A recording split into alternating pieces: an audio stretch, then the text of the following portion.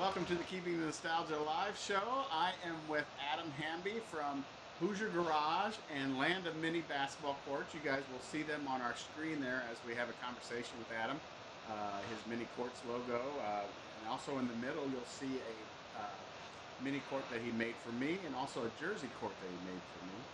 Great stuff. And you're also going to see a Hoosier Garage logo, which you can go to YouTube and just search Hoosier Garage, and this man is multi-talented.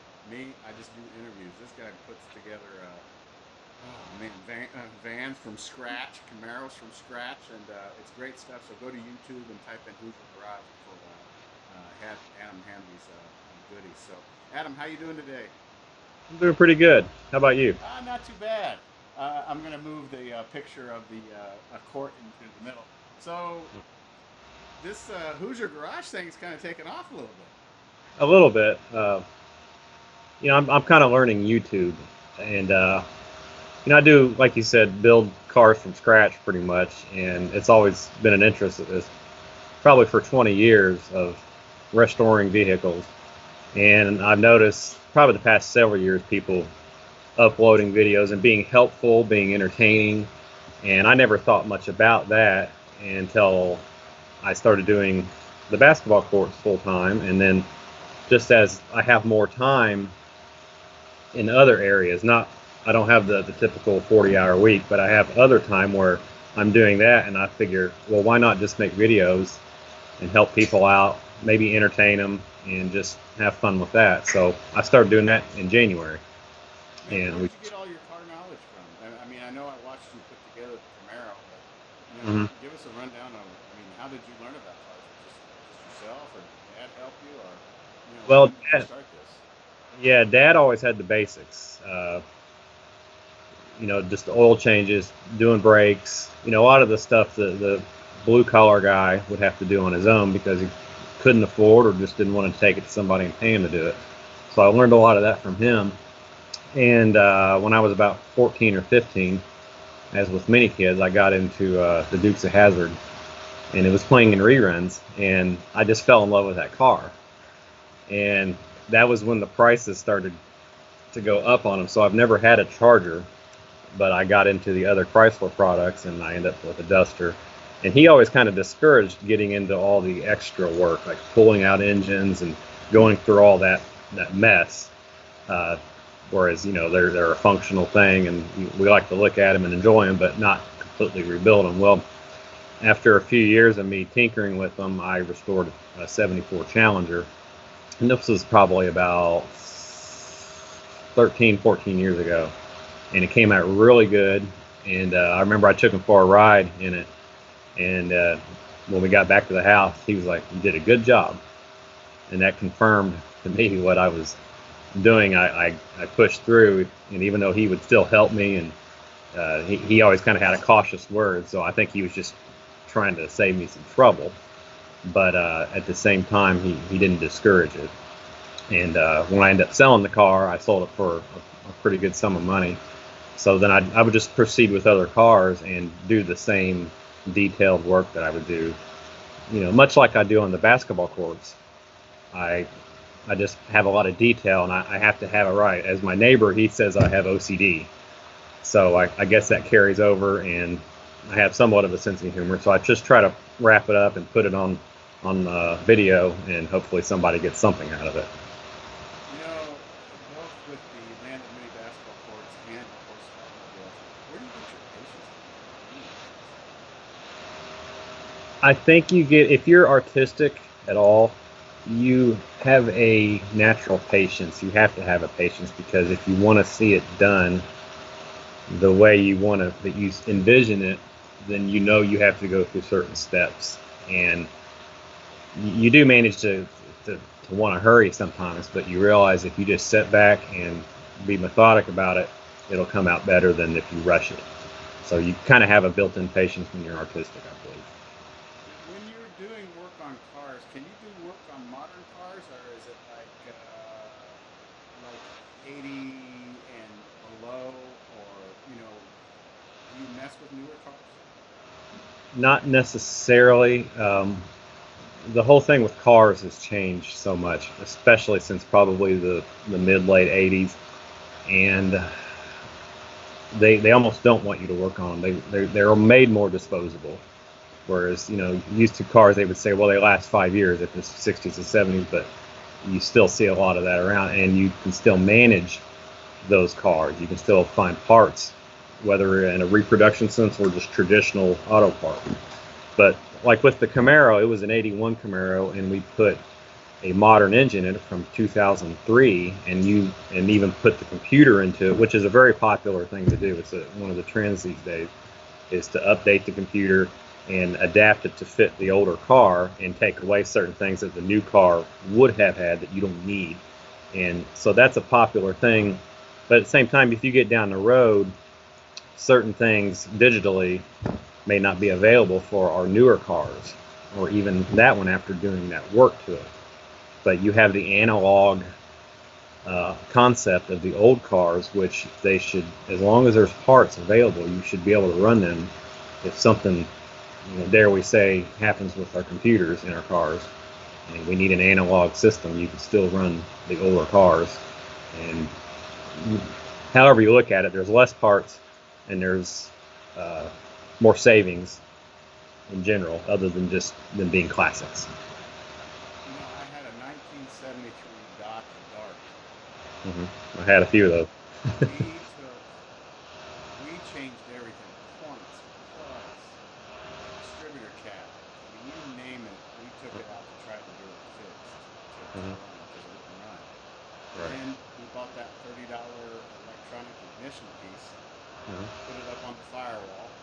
Yep. We did everything. And then we put that little $30 piece, plugged it in, and boom, turned on. Yeah. Yeah, you'll run into a handful of parts that'll give you trouble, but that's pretty much what it sums to, is a handful of parts. It's not a computer program. It's not a bunch of extra sensors. So it is the simplicity of it. So where did you really get this idea of doing that? What light bulb went off under your head saying, I'm going to do this on YouTube and show everybody, what I'm doing to restore a van and restore a car? Well, a lot of us have been on social media for, a decade now. Many of us have, at least I have. And I would always share my progress from my other vehicles, usually in pictures, on my page, just my personal page, and I would get a lot of reaction out of it. And occasionally I would do a video and say something silly and make a kind of a joke out of it, but I was being serious about what I was doing, and people tend to like it. And it even crossed over into people I didn't know that would comment or want to be my friends, and, well, how did you do this, or how did you go about doing this restoration, or how did you paint this a certain way, or what paint did you use? And there's always these questions that I was picking up from a lot of other people through the internet. Like I said, my dad gave me the basics, but when I would get in certain groups, particularly Chrysler related groups, a lot of it was generic knowledge, but there was a lot of specific knowledge. And so I just retained it because I needed to know it. And then when you do 2 or 3 cars, it becomes a second nature. So younger people, older people would come to me and ask me, well, what did you do here? And it wasn't like I'm an authority. It's just like, I guess I had all the knowledge they needed for that. So I figured if it was useful to this handful, then maybe there's a larger group of people that might find it, like I said, either entertaining or actually useful. Did you find, were you able to spend a lot more time because of what's been going on with the lockdown? On the projects? Yes. Yes. One reason was, now I've stayed very busy in the Land and Mini basketball courts. I've still gotten orders. I had previous orders that was, a backlog where everything was fine. Now I have had a handful where they said, can you hold? And either it was already done, or I went ahead and skipped over it for now because of the situation with people either being furloughed or losing their jobs. And, I'm glad to work with them. I have a lot of extra quartz laying around here right now, but I'm still shipping stuff. I shipped 2 of them today and one about 4 last week. So it's there, and then we would run into times where everything's locked down. And fortunately, I had a lot of my materials to do paint and everything on the courts. And so I would have an evening where I didn't have as much to do, and so I would split it up a little bit with working in the garage and adding a little extra video, and just and it's worked out really well. I usually just do it on weekends and maybe a weeknight here and there, because I devote the week to doing the course because I do have so many to do now. So it did help a little bit, but not a lot. You know, everybody knows your work, and if you kind of scroll over a little bit to see what you got there behind you. Yeah, I've got some on the wall back here. Some of these are ones that, most of them are ones that I made for the Hall of Fame Classic in Newcastle that we do at the end of every year in December. And some of them are ones that I just have retained and they didn't sell. And I have the one here in the center is a New Albany one. That was the prototype we did for New Albany. And we had Romeo Langford sign that. And so that was a prototype, and the rest of them are just some examples, ones I haven't sold, but I like to keep them on the wall because they're a good example. So. And you guys can see the quote that he made me right there in the middle of our screen there. Are you still doing the jersey? Not so much. I do them for special cases, mainly we have a few schools that like to have them to give away to their seniors every year, so it's been kind of a tradition there. But the jerseys actually take longer than a quart does, believe it or not.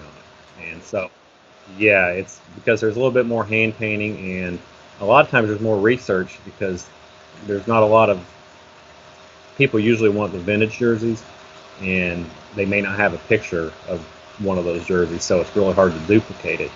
So there's more hand painting on it and more placement and specific things that I can put out a quart a lot quicker. So I haven't completely backed off of jerseys, but I do them for certain people.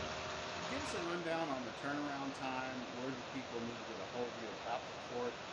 Pictures a necessity for them to send it to you if it's something that you don't have? I mean, tell us the process about when somebody wants a court, and just tell us about the time frame. Well, for instance, right now, and this has probably been the case for several months, if you order something now, it takes roughly 2 months to get it.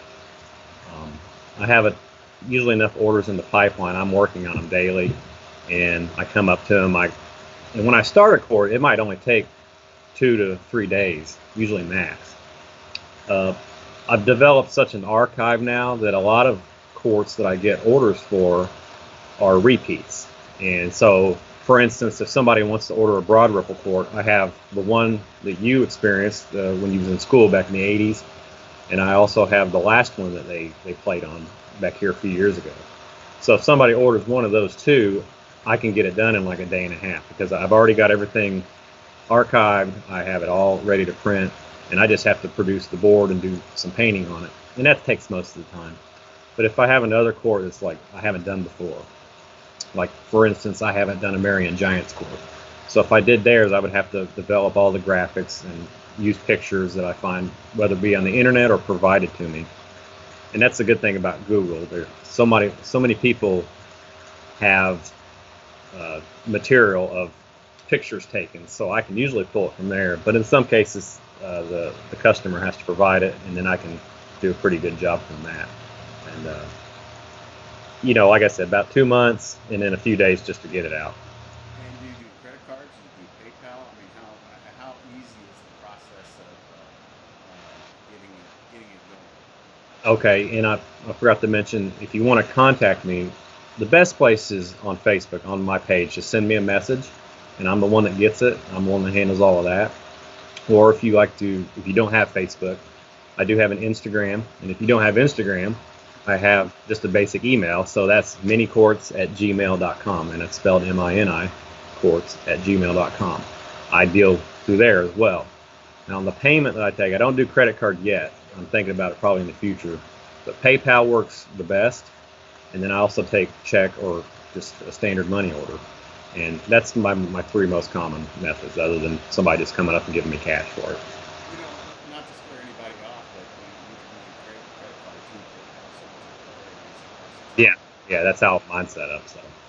And it's Land of Mini Basketball Courts on Facebook, and it's Hoosier Garage on Facebook also. Yeah, we have a Facebook page just to help us show what we're doing on YouTube. But YouTube, you just go there and type in Hoosier Garage, and you see our logo. It's an orange and yellow logo with the flags that you have posted here. If you see that, make sure you subscribe if you like anything about cars.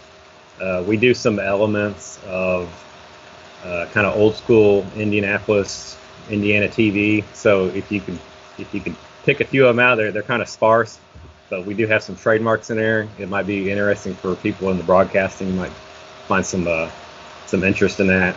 But if you like cars or just seeing what's going on, seeing hands-on work, then we'll do it there. And we're just looking for subscribers right now and people to check out our videos. The videos are fantastic. Is it how difficult is it to put something like that together? The only difficult part of it is just to make sure that I'm covering everything, because everything's a process. So you want to make sure if you're trying to show somebody something or what we're doing, to show how much progress or contrast there is in the job, that we're filming it right and then I'm saying the right things. And I tend to repeat, so I find myself cutting a lot of my editing, myself talking, and trying not to say things too many times. But it seems to work out pretty good. So I've developed some editing characteristics I really like, and I'll add music and stuff in here and try to give it a kind of a fun vibe considering what we're doing. Let's go back to the land of mini basketball courts. What is your pricing? Do you, I know you don't do the jerseys as often now, but can you give us kind of an idea of maybe where I guess it's based upon the detail that you have to do on the court, but can you give everybody the dimensions of the courts that you do, and then your pricing? Okay. Well, if we do a jersey, they're usually about $50 to $75 each, and that's pretty standard. The courts themselves, 99% of them, it seems like, are high school courts, and the standard high school court is 29.5 inches long, and then they are 19 inches wide. They're an inch thick. We put a back frame around them so that we use like a finished plywood that's maple on the face, because most courts are built out of real maple, and then the back face makes it an inch. So the larger ones, we do like a pro college. We don't do a lot of them because I don't have licensing and that sort of thing, but we do custom ones sometimes that are like an NBA court, or I've done the Mecca court. I actually have a Mecca court going right now from the Milwaukee Arena, and they're maybe, I think, 3 inches longer, just to adapt to that scale, because in real life a pro NBA court is 10 feet longer. So we have the scale built into that. There's some exceptions, like the Fieldhouse court in Newcastle. It's kind of the octagon shape, and that's just for kind of a tribute. But that's like the typical sizes on that sort of thing. And the pricing, most high school run between $130 and $150, and then you add on a couple dollars for tax and then shipping. Parquet floors usually go about $225. They're starting at $225 and usually around about $250, because there's just a lot of extra work. There's individual squares that we have to glue on, and then we have to finish that and then put the paint on top of it. So it's double work on that. How does the wife, I know you have a little one on the way, you also have a stepdaughter. How does the wife put up with your shenanigans on both the Hoosier Garage and the mini courts? Leah is very supportive. She's very enthusiastic about both.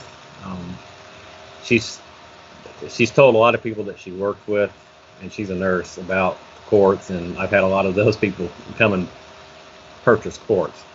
So she puts up with it really well. And with the stuff outside in the garage, we've got another car that's on the queue. It's a '72 Plymouth Duster, and she said something a long time ago about having a Duster, and we might end up with 2 or 3 of them. But I said, well, you could pick the color on this one, and because I used to have a purple one that was like a factory color, and she's picking the color, so it's probably going to be purple as well. So I give her a little bit of say in some of this stuff, and she's a really good sport about it. So she's very supportive. So it's Land of Mini Basketball Courts. I have the mini courts logo up on the screen, but it's Land of Mini Basketball Courts on Facebook, and Hoosier Garage on Facebook and on YouTube. YouTube, yeah. And yeah, we just like to go by, we can go by mini courts because the other name is so big, and we kind of adapted to where people come to us for the courts, so we just go by mini courts, I think. So that's why the logo kind of reflects that. Anything new with the mini courts, or what is upcoming with the Hoosier Garage? The mini courts are it's pretty much a little factory here. We just do them. We I think have like 20 of them in queue that we're doing, and I just got an order yesterday, and I got an order today. So we're doing really good on those. It's just really fun to. We do so much in Indiana that it's almost like we're covering the state.